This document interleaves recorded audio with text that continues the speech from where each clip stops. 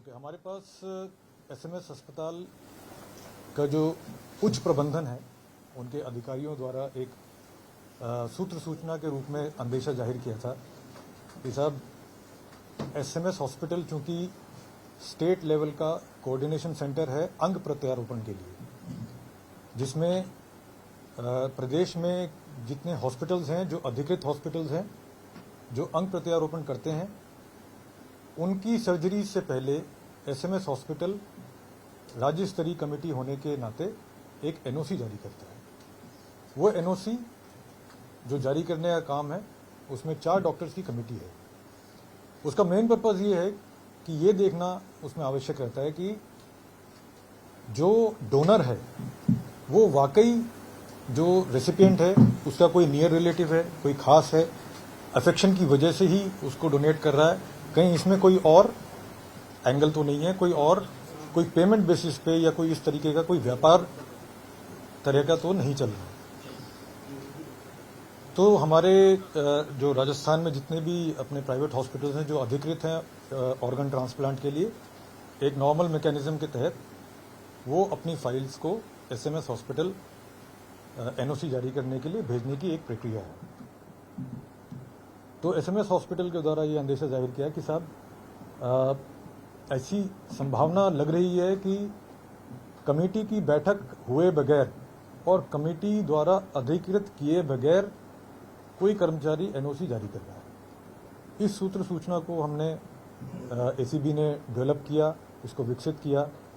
और हमने उस कर्मचारी को आइडेंटिफाई किया और काफ़ी दिनों से हम उस कर्मचारी को ट्रेल कर रहे थे। काफ़ी दिनों से हमारे लोग उसके हर एक मूवमेंट को, कहाँ उठता है, कहाँ बैठता है, कहाँ जाता है, किससे मिलता है,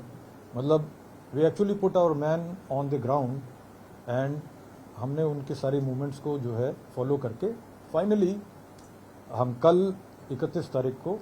एक ट्रांजैक्शन, लाइव ट्रांजैक्शन होते समय हमने उन दोनों को गिरफ्तार किया, जिसमें गिरफ्तार होने वाले जो 2 व्यक्ति थे उसमें एक एसएमएस हॉस्पिटल का मंत्रालय कर्मचारी गौरव सिंह और ईएचसीसी हॉस्पिटल के जो ट्रांसप्लांट कोऑर्डिनेटर है, हर हॉस्पिटल में एक ट्रांसप्लांट कोऑर्डिनेटर बनाया हुआ है हॉस्पिटल की तरफ से, जो एसएमएस से समन्वय स्थापित करके इस प्रक्रिया को पूरा करता है। तो ये दोनों को हमने कल रंगे हाथों पैसे लेके एनओसी देते समय हमने अरेस्ट किया। प्रारंभिक अनुसंधान में इस बात में पुष्टि हुई है कि पैसे देके और एनओसी जारी की जा रही थी। ये भी बात की पुष्टि हुई है कि कमेटी की बैठक के बगैर और कमेटी को के द्वारा अधिकृत किए बगैर ही जो है वो यूडीसी के लेवल पे मंत्रालय कर्मचारी के द्वारा फर्जी हस्ताक्षर डॉक्टर्स के करके और हॉस्पिटल्स को एनओसी जारी की जा रही थी। ये सिर्फ ईएचसीसी को ही नहीं जारी की, हमारे अनुसंधान में यह है कि काफ़ी हॉस्पिटल्स को जो राजस्थान के हैं उनको इस तरीके की फर्जी एनओसी जारी हो चुकी है। इंटेरोगेशंस और जो हमारे पास सूचना थी उसमें फर्दर डेवलप करते हुए हमने आज फोर्टिस हॉस्पिटल के ट्रांसप्लांट कोऑर्डिनेटर मिस्टर विनोद को भी अरेस्ट किया है और इन तीनों आरोपियों के जो कार्यालय हैं और जो इनके घर हैं उनको अच्छे से सर्च करके और जितना भी ऑर्गन ट्रांसप्लांट संबंधी डॉक्यूमेंट्स, दस्तावेज, चाहे वो पेपर के रूप में हो या वो इलेक्ट्रॉनिक के रूप में हो, वो हमने जब्त किया है। आने वाले कुछ दिनों में उन सभी डॉक्यूमेंट्स को खंगाला जाएगा। कौन कौन हॉस्पिटल्स इस पूरी चीज़ के बेनिफिशरीज रहे हैं उनको नामित किया जाएगा और हमारी मल्टीपल टीम्स अलग अलग हॉस्पिटल्स के रिकॉर्ड्स को एग्जामिन करके और कहाँ कहाँ पे कितनी फर्जी एनओसीज गई हैं, कितनी सर्जरीज हो चुकी हैं, कितनी पेंडिंग है,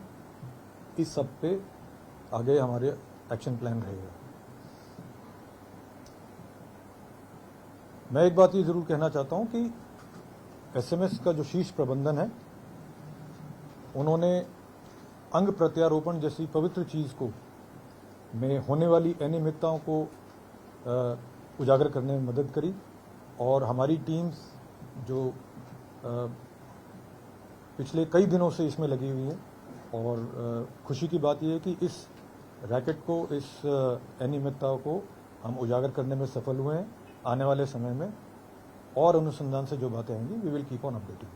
thank you. Any questions please. Sir, कितने हॉस्पिटल्स होंगे सर जिनको ये अधिकृत होंगे इस चीज के लिए राजस्थान के अंदर? राजस्थान में there are I think private तो 12 के करीब हॉस्पिटल्स हैं जो ऑर्गन ट्रांसप्लांट के लिए अधिकृत हैं। हर हॉस्पिटल हर ऑर्गन के ट्रांसप्लांट के लिए अधिकृत नहीं है, कुछ कोई लीवर के लिए, कोई हार्ट के लिए, कोई किडनीज के लिए, इस तरीके से अलग अलग हॉस्पिटल का अलग अलग लाइसेंसिंग है। ये डेटा हम अभी जो संबंधित विभाग है उससे कंप्लीट शेयर कर देंगे, उनसे ले लेंगे।